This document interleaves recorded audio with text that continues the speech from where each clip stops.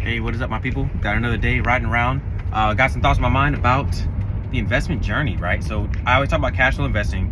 Investing so you make money on what you're investing in. And I don't mean fictitious play money that's stuck in your brokerage account that you see go up one day and then be down another day.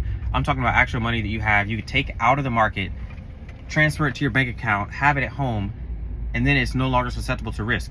Only the risk of what you decide to spend it on, you know? So I'm trying to get people to see how and why that is something important to build up to. And here's one reason I'm thinking about it, right? Once you invest a certain amount and you have a volume in there, the amount you have coming in is more than enough for your goal of investing on a monthly basis. Whatever's above that amount, you then take home.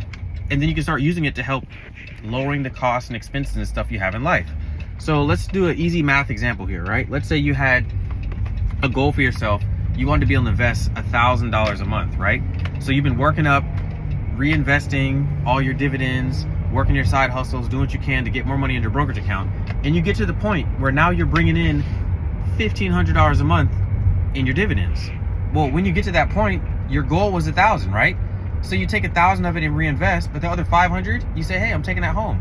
Now I can go do whatever the heck I want with it. So as you keep increasing how much is coming in, like let's say in time, that 1,000 a month you keep putting in, when you're bringing in 1,500, you take 500 home, 1,000 of it goes back in to reinvest. You get to the point where now you're bringing home 2,000 a month.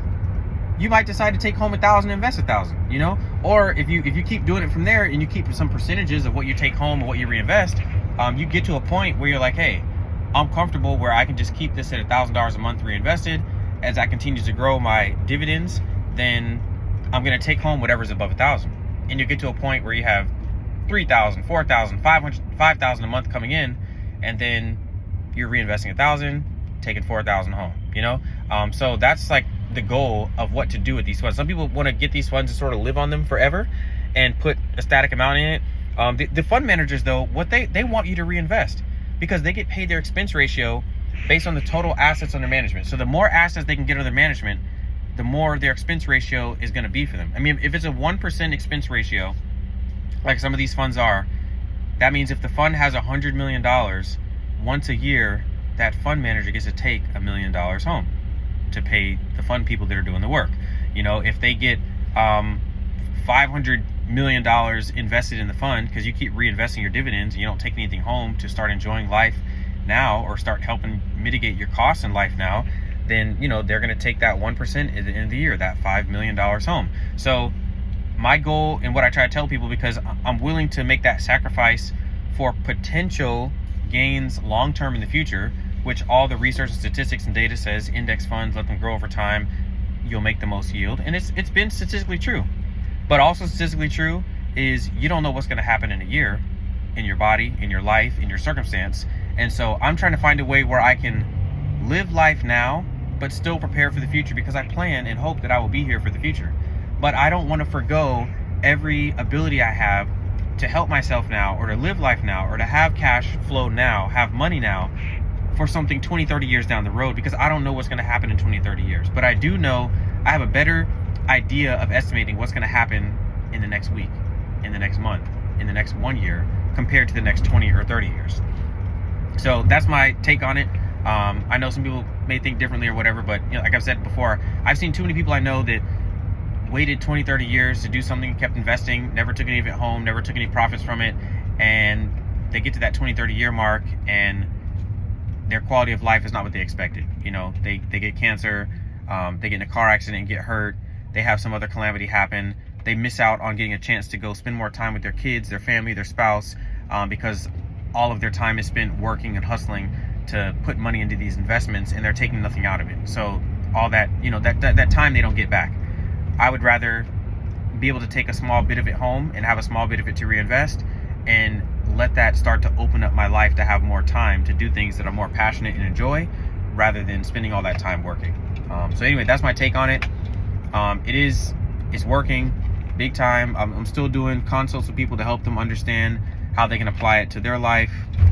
Really, I just talk about what I'm doing and show people like, hey, here's what I'm doing. If you want to copy that and do that, then that can work for you. I don't mean, when I say copy, I don't mean copy my exact portfolio or what I have in it, because if you don't buy at the same time I buy, it may not be a good deal at the time that you buy it, but copying the concept, copying the understanding, copying the knowledge base to say, hey, now you have this knowledge, you can go do it on your own. I mean, it's really fearful for a lot of people in the market because they don't understand how the market works. And so what happens is they don't want to expose themselves to the market because they don't understand how it works. Well, it's just like when I'm teaching kids to swim or other things I've done, riding a bike, etc. When you first get in, it is scary and you don't know what you're doing. And you're going to splish and splash and flounder around. And eventually, once you get it, guess what you don't need? You don't need a swim coach anymore. You don't need a swim instructor anymore. At that point, you fully know how to swim on your own, and then you just go swim. So it's the same thing with this market stuff. Like, you got to take the time to learn it and get to know it. You can do that on your own. Go on YouTube, search stuff, figure it out yourself. People like me, I have compiled information and knowledge base that I've received from my research. And when people consult with me, I mean, they're paying me for my time to explain it to them. Because once I explain it to them, guess who they don't need anymore? They don't need me. They can make their own decisions. They can do their own thing. I'm just an introductory course to saying, hey, here's what I'm doing. Here's how I did it. Here's my thought processes on it. Here's how it might be a benefit or a help to you. And then take that knowledge, go do with it what you want. You know, continue being a continual learner, researching, learning more, and then figuring out what's best for you and going from there. But, you know, not a financial advisor, not giving advice. Don't copy me, whatever, do whatever you want to do. But I'm out here trying to spread knowledge because it really is a benefit to a lot of people. I was talking to someone yesterday and said, in America, right, they say divorce rate is like 50%. When you look at the number one reason for divorce, it's financial problems. It's not like infidelity, it's not parenting, it's not kids, it's not all this other stuff, it's not abuse. Those are all factors, but the number one reason for divorce is financial problems. So if we can get more people to understand how to tackle their finances, how to be more financially efficient, it's going to minimize a lot more divorces, keep a lot more families together, and have people having a higher likelihood of success in life. Because whether people believe it or not, this might be controversial, but statistically, it's in the research psychology and stuff, a two-parent household is the highest likelihood of success for children growing into efficient and adults that can handle themselves in society. Not saying that single parents can't do it. They definitely can, and they definitely do.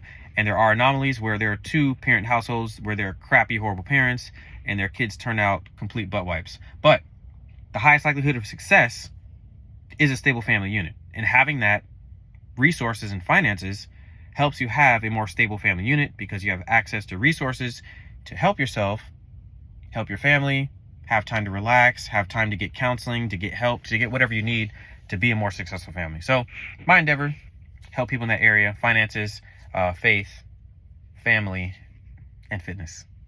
Peace out.